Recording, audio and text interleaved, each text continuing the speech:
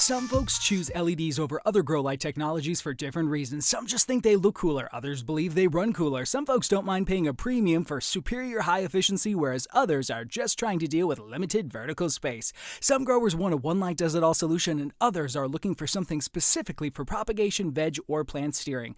Because the range of applications is so wide, this isn't really a comparison video, more of just a demonstration of how diverse the world of LED grow lights is getting. Okay, let's jump right in with the beast of the pack, the Diowatt 1440 by Agro LED. It consumes 865 watts of power, and the manufacturer is punting this as a direct replacement for a 1000 watt HPS. It can run on 120 or 240 volt and comes with an adapter, so you're good to go whichever you choose. The first thing that you'll notice when you lift it out of the box is how heavy it is.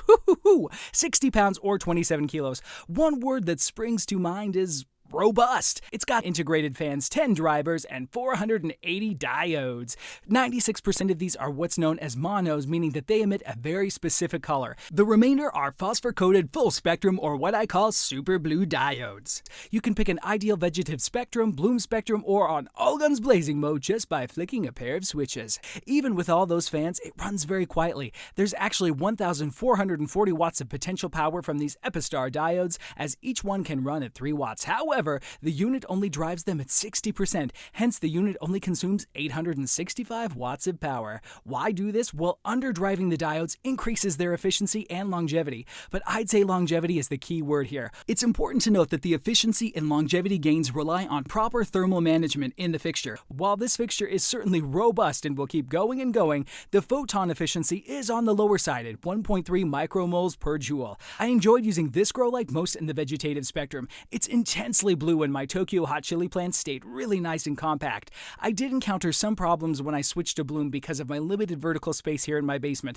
similar to problems I've had with 1000 watt HPS, but I wasn't expecting it with an LED. In bloom, or on all guns blazing mode, the manufacturer recommends 36 inches of distance between the fixture and the canopy. I had to use some fast fit light hanging poles here to hang this fixture securely, and that, along with the tray stand, means that I was quickly at 30 inches distance. In veg mode, no problem. The canopy receives around 300 to 400 micromoles of light, flick it into bloom spectrum, and boom, now we're pushing 1350 or 1400 micromoles. Remember, 700 to 900 is a good target for light-loving budding and fruiting species, and any more than that and you should be supplementing carbon dioxide.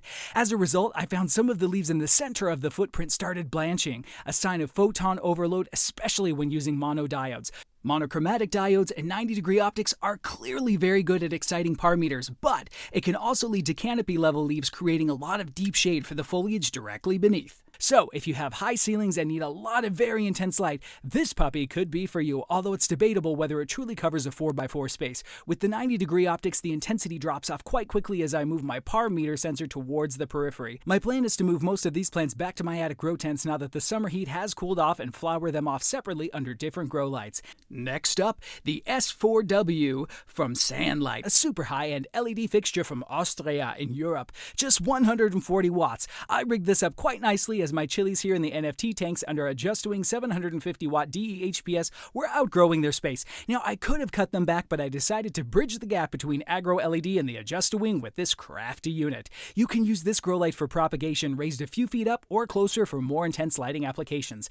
In my case, it made a big difference. Whereas these leaves here were languishing at around 250 micromoles before, now they were well into the 500 or 550 micromole range. This unit can take input voltage anywhere between 90 and 305 volts. It's passively cooled and runs on the Osram Oslon series of diodes with both primary and secondary lenses powered by a Meanwell driver. Take a look at these lenses. They are quite unique, and the aim of the secondary optic here was to create a homogeneous light distribution across a rectangular footprint. There are very small chips inside that are basically acting like a single point light source. The benefit of this is that the light can be steered very precisely using free-form lenses. The S4W uses both color-specific and phosphor-coated diodes. Like I said, this is super high-end. I mean, would you expect anything else from the Austrians? And incredibly efficient at 2.7 micromoles per joule. Not for growers on a tight budget. 500 euros a pop. You'll need 3 of these to light a 4x4 grow tent, but you'd only be using 420 watts.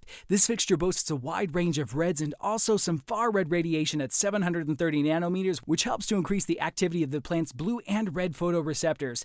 This is not my most recent acquisition, so I'll give you you more feedback on this further down the line. Next is the Spider X Plus from Fluence Bioengineering, a commercial 685 watt fixture, weighs 32 pounds. It's basically 8 legs of LEDs attached to a central multi-driver unit body. It runs on anything between 100 and 277 volts. I really like the form of this fixture, and it's covering a 4x4 nicely and uniformly over these 4 Antilles chilies that I'm re-vegging. 2.08 micromoles per joule puts this roughly on par with the efficiency of high-end DE-HPS lights, mostly full-spectrum phosphor-coated diodes supplemented with some mono reds. This is marketed as a close proximity fixture, up to 6 inches distance from the canopy, but I'm being a lot more cautious, as you can see. One reason is that I still haven't gotten hold of the separate dimming module, so I have no choice but to run this puppy at 100% power all the time.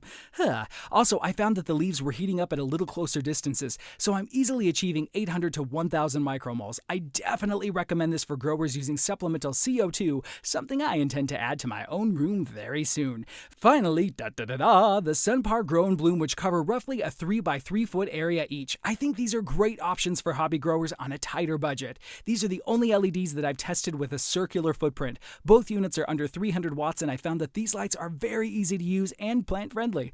Nichia Chips and Ameenwell Driver, both highly respected manufacturers. I like the fact that you can convert the optics from 90 degrees to 120 simply by adding a lens. Runs on 110 to 240 volt power. The fixtures are robust and weigh just over 23 pounds. Now, if budget is really an issue, then a great option is these iSunlight T5 replacement LED tubes that can slot straight into your existing T5 fixture. Available in 2 or 4 foot sizes, grow and bloom spectrum. These LED tubes are a lot more powerful at 21 and 42 watts respectively than other products in the same class, but their output is incredible. Okay, that's it for now. Yes, there are lots more LED grow lights out there, and I intend to get through them all, well, most of them. Stuff like this old school Blurple fan box from China, well, I give that a miss. The less said about it, the better. So you'll just see this junk gathering dust on eBay, and that's about as close as you should get. So there's always so much more to say when it comes to LEDs, not least because the technology advances so rapidly. I'll be posting a preview of the new gear for 2018 soon and diving deep into how they work. I hope you've enjoyed seeing what I'm experimenting with. Don't forget to subscribe so that you don't miss my updates and results. Thanks for watching. This is Everest, out.